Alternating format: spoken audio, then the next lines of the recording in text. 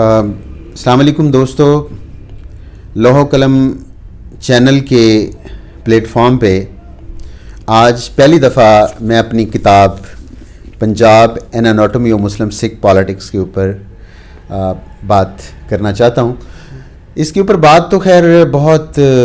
طوالت اختیار کر جائے گی، تو آج صرف چند منٹ کے لیے آپ کے ساتھ میں بات کرتا ہوں کہ اس کے سورسز جو ہیں وہ کون کون سے ہیں، تاکہ وہ اسٹوڈنٹس یا وہ اتہاس کار جو پنجاب ہسٹری کے اوپر کام کرنا چاہتے ہیں یا اس میں انٹرسٹڈ ہوں، تو ان کو پتہ ہو کہ کون کون سے سورسز ہیں، ماخذ ہیں جن کی مدد سے وہ اپنا مقالہ یا اپنی تحریر کو مکمل کر سکتے ہیں۔ یہ Punjab an anatomy of Muslim Sikh politics, یہ مسلم سکھ ریلیشنز کے اوپر دنیا میں پہلی کتاب ہے۔ اس سے پہلے اس نام کو استعمال کیا پنجاب یونیورسٹی کے ایک چھپی تھی، لیکن اس نے اس کا پارٹیشن کا جو پیریڈ ہے اور اس کو کور نہیں کیا تھا، اور اس میں بالکل سورسز نہیں تھے کیونکہ وہ he was not historian basically. تو ہسٹری کے اوپر ریسرچ کرنا یا بات کرنے والے کے پاس جب تک اپنے ایک بیک گراؤنڈ نہ ہو ہسٹری کی، تو اس کی ریسرچ جو ہے وہ ریلائبل نہیں ہو سکتی کیونکہ اس کے پاس سبجیکٹ کے ٹولز نہیں ہوتے۔ تو اس لحاظ سے دوسری اس موضوع کے اوپر کتاب میرے تھیسس کے اوپر 3-4 چیپٹرز جو ہے وہ چوری کر کے، تو کتاب جو ایسٹ پنجاب ہے وہاں پہ ایک خاتون ہے، ایک کالج کی پرنسپل ہیں، اس کے نام پہ اس نے وہ چھاپ لی انڈیا میں۔ میں نے ان سے رابطہ کیا فون پہ، تو اس نے معذرت کی، اس نے کہا جی کہ یہ میرے جو سپروائزر ہیں پی ایچ ڈی کے، انہوں نے کتاب چھاپ کے تو میرے پاس لے آئے، تو جس کی وجہ سے میں نے اسے کہا جی کہ میں یہ نہیں کام کر سکتی، تو وہ کتاب ہے، کہتے میں ڈسون کرتی ہوں اس کو، تو اس کا نام نہیں لینا چاہیے، خاتون ہے، اس کی ریسپیکٹ ایک ہے۔ تو اس طرح جو ہے یہ پہلی کتاب 2014 میں ڈوگر پبلشرز اردو بازار لاہور نے چھپی، اس کا دوسرا ایڈیشن ابھی آیا ہے، اور اس میں 2 آرٹیکلز مزید شامل کیے گئے ہیں۔ ایک تو جو لاسٹ گورنر آف پنجاب تھے ایون جینکنز، ان کے اوپر ہے، اور دوسرا ہے کرتارپور صاحب، جو کرتارپور کوریڈور ہے۔ تو یہ 2 مضامین کا یا ریسرچ آرٹیکلز کا اضافہ کیا اس میں۔ تو اس میں اب اس میں جب پنجاب کے سورسز کے اوپر بات کی جاتی ہے، تو اس کے سورسز ایک تو ہمیں پتہ ہے کہ جو لٹریچر ہے وہ ایز سورس کہاں پہ استعمال کرنا ہے، ہم نے ڈاکومنٹس کہاں پہ یوز کرنے ہیں، اورل ہسٹری اکاؤنٹس جو اورل اکاؤنٹس ہیں یا جس کو فیلڈ سروے ہے اس کو کیسے ہم نے یوز کرنا ہے، پھر آفیشیل ڈاکومنٹس اس کو کیسے، اور سیکنڈری سورسز کیسے یوز کرنے ہیں۔ کسی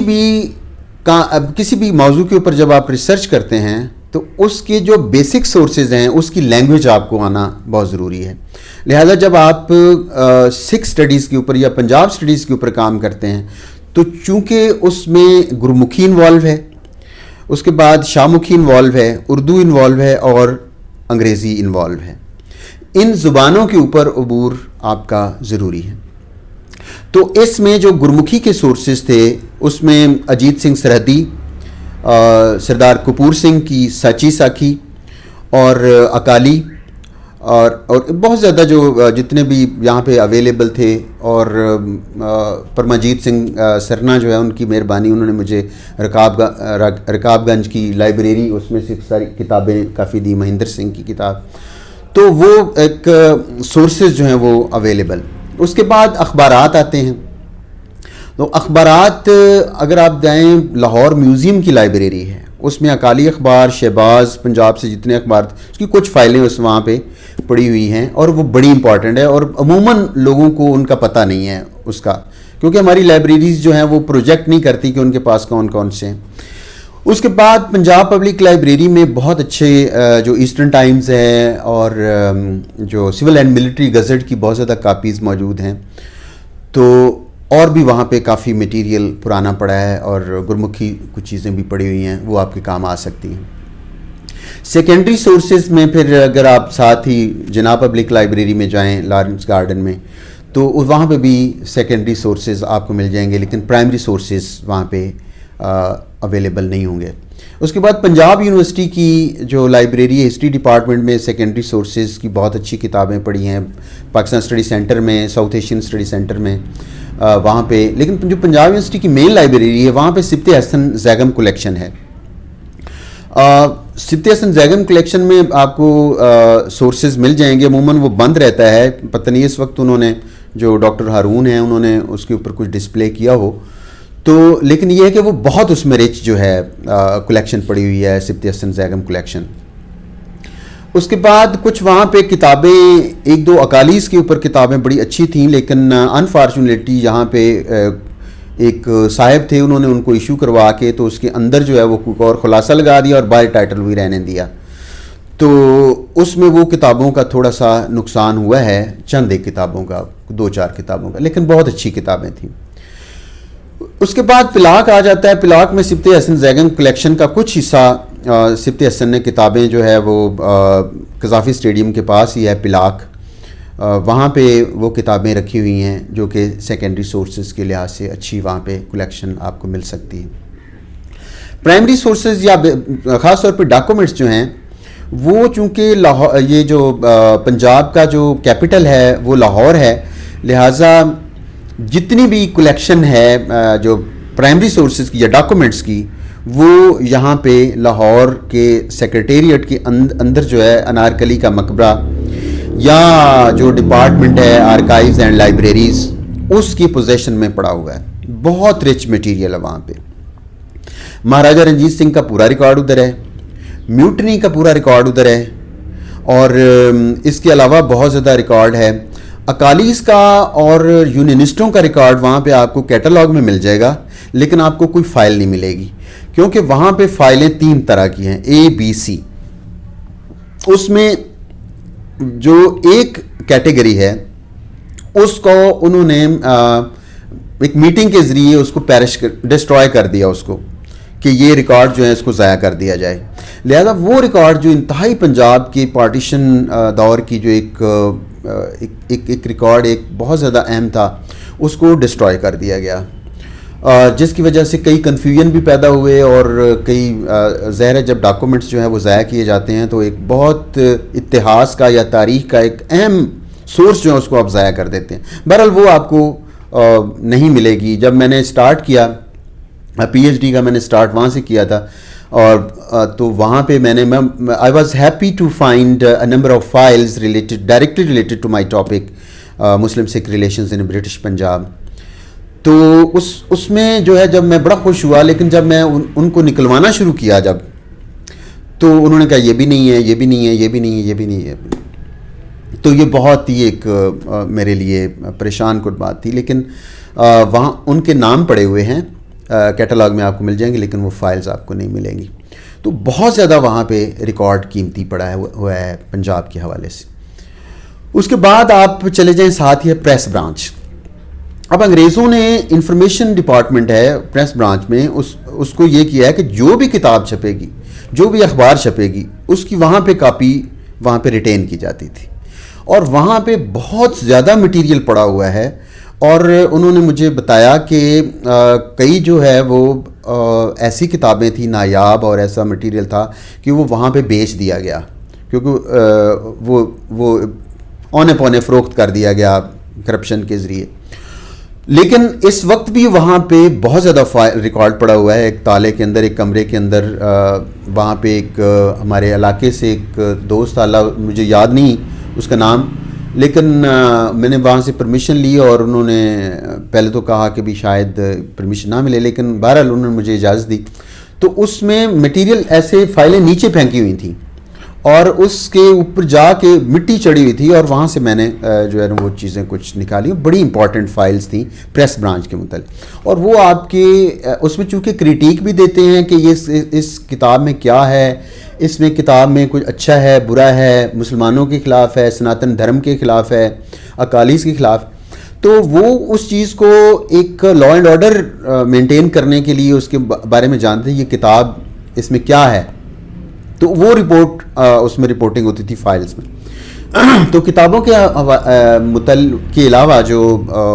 رپورٹنگ تھی وہ ہمارے لیے پرائمری سورس ہے, یعنی بیسک ڈاکومنٹ ہیں وہ, اور وہ اسٹوڈنٹس کے لیے یا ریسرچر کے لیے بڑے امپورٹنٹ ہے, اور وہاں تک اس کے اوپر کوئی بہت زیادہ لوگوں نے کام نہیں کیا ہوا. تو اگر کوئی نیا ریسرچر وہاں تک جائے گا تو وہ یہ بڑا اچھا ہے. اچھا, پھر سورسز کے لحاظ سے اگر مہاراجہ رنجیت سنگھ کے دور کی آفیشیل لینگویج پرشین تھی, قومی زبان اس وقت پنجابی تھی, اور درباری زبان یا عدالتی زبان بھی پنجابی تھی, کیونکہ وہاں پہ پنجابی میں ساری پروسیڈنگز ہوتی تھی. وہاں پہ جو پولیس کی لینگویج ہے, جتنے بھی ڈپارٹمنٹل لینگویج ہے, وہ پنجابی تھی, اس میں پنجابی میں سارا بات ہوتی تھی. تو لیکن اس کی جو ڈاکومنٹیشن ہے وہ پرشین میں ہوتی تھی, جو کورسپونڈنس ہے وہ پرشین میں ہوتی تھی. تو لہٰذا وہ سارا ریکارڈ پڑا ہوا ہے, اور ہمارے اسٹوڈنٹس جو ہے وہ زیادہ محنتی ثابت نہیں ہوئے کہ وہ پرشین لینگویج کو ایک حاصل کریں, اس کے بارے میں نالج حاصل کریں, اور پرشین لینگویج کو علم حاصل کرتے ہوئے ان سورسز کو دیکھیں. اس کے بعد آپ چلے جائیں اسلام آباد میں, تو وہاں پہ نیشنل ڈاکومنٹیشن ونگ ہے, جس کو نیشنل ڈاکومنٹیشن سینٹر کہتے تھے. وہاں پہ آپ کو ملے گا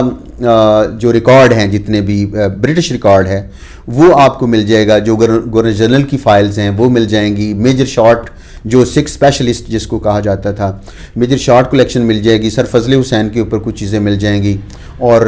مختلف جو اسٹیٹس ہیں اس کے اوپر بھی چونکہ مل جائے, کیونکہ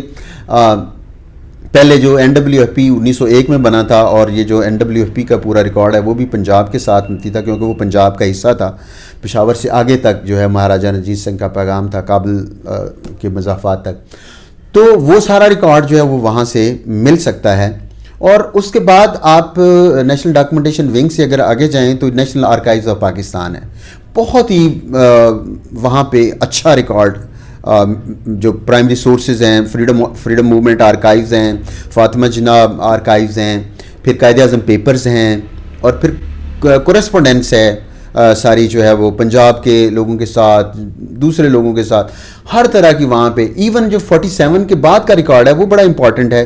جو نیشنل ڈاکومنٹیشن ونگ میں جتنی بھی, فار ایگزامپل جو ہمارا قومی ترانہ ہے, اس کے اوپر 2 تھیسز PhD کے ہو سکتے ہیں, کہ جتنی وہاں پہ کورسپونڈنس پڑی ہوئی ہے, کہ میٹنگز کے منٹس پڑے ہیں, منٹس آف دا میٹنگ, کیسے لوگ اس کو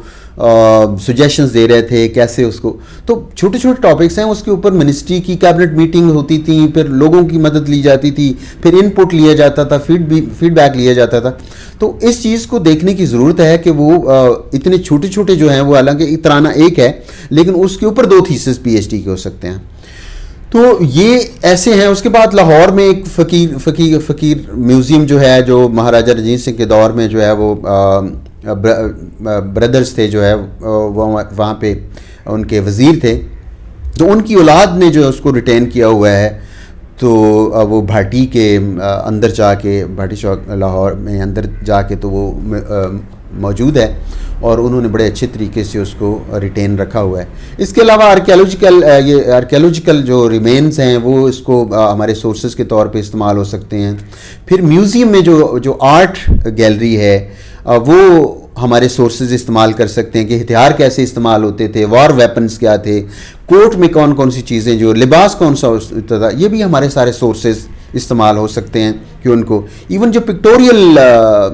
جو ایویڈنس ہیں وہ اس چیز کو استعمال کیا جا سکتا ہے. اس کے بعد ریلیجیس ہسٹری ہے, جو ریلیجس پارٹیز یا لوگ کام کر رہے تھے یا اپنی کتابیں لکھی ہیں, وہ بڑا اچھا سورس استعمال ہو سکتے ہیں. اور اس وقت سب سے زیادہ امپورٹنٹ جو چیز ہے وہ ہے اورل اکاؤنٹس. اورل اکاؤنٹس جو ہے وہ ہسٹری میں ہم اس کو اس لحاظ سے فیلڈ سروے نہیں کہتے, کیونکہ فیلڈ سروے جو ہے وہ دوسرے مضامین اس کو زیادہ استعمال کرتے ہیں, ہم اورل اکاؤنٹس استعمال کرتے ہیں. کیونکہ آج جو 47 سے پہلے کی جو ہسٹری ہے, وہ جو 47 کی پہلے جس نے سوسائٹی دیکھی ہے, صرف وہاں سے ہم کلیکٹ کر سکتے ہیں ڈیٹا. ان کے جو سینوں میں دفن ہے تو ان کی زبانی جو ہے وہ ان کے ہم اکاؤنٹس جو ہے وہ کر رہے ہیں. تو لہٰذا آج کے دور کی ہم بات اگر کریں ہسٹری کے بارے میں تو ہم انٹروڈیوس کر سکتے ہیں, فیلڈ سروے کر سکتے ہیں. لیکن اورل اکاؤنٹس جو ہے وہ جن لوگوں کی عمر 70 سال ہے, اس سے اوپر جتنے لوگ ہیں, ان کے والدین نے باتیں سنائی ہوئی ہیں, انہوں نے سنی کیسے پارٹیشن کی, کیسے ہم اچھے طریقے سے مسلمان ہندو سکھ رہ رہے تھے بڑے پیار کے ساتھ, اور کیسے پھر جو ہے جو یہ پارٹیشن سکیمز آئیں اور کس طرح جو ہے وہ پھر ریلیجن کی جو ایکسٹریمزم وہ ایلیمنٹ استعمال ہوئے، یہ ساری پیار محبت کیسے چل رہا تھا، دشمنی کیسے چل رہی تھی، پولیٹکس کیا کام کر رہی تھی، ریلیجیو پولیٹیکل پارٹیز کیا کر رہی تھیں، عام بندے کیا سوچ رہے تھے، انگریز کیا کر رہے تھے، یہ سارا سیناریو میں اورل اکاؤنٹس میں ملتا ہے جہاں جہاں تک ہوں، جہاں پہ بزرگ موجود ہیں، جہاں پہ جو ہے وہ اماں جی کوئی زیادہ عمر کی ہوں، بابا جی موجود ہوں، ان کا انٹرویو آپ ضرور کر لیں۔ یہ میرا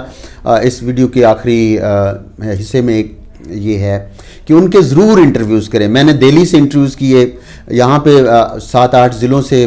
پاکستان سے انٹرویوز کیے،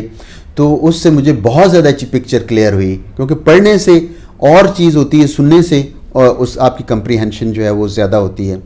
تو دوستو، اگر آپ نے پنجاب کے اوپر کام کرنا، اور ضرور کریں، آپ اپنی مٹی کے اوپر، اپنی دھرتی کے اوپر کام کرنا، آپ کا ریسرچ کرنا پہلے ہے۔ مجھے یاد ہے جب میں امریکن اسٹڈیز میں جب میں نے ایم فل کیا تو ڈاکٹر رسول بخش رئیس صاحب کے پاس میں نے کہا جی میں نے امریکن